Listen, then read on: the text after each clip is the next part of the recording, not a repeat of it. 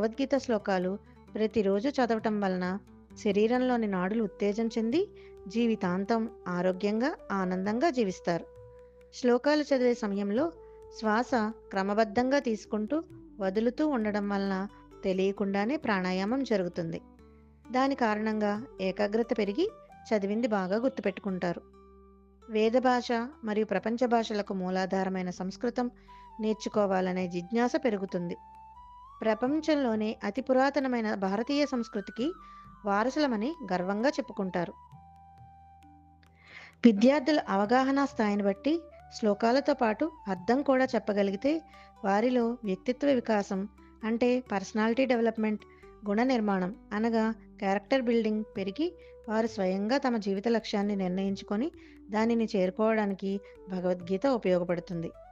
జీవితంలో ఎదురయ్యే ప్రతి ఒక్క సమస్యను స్వయంగా పరిష్కరించుకోగలుగుతారు.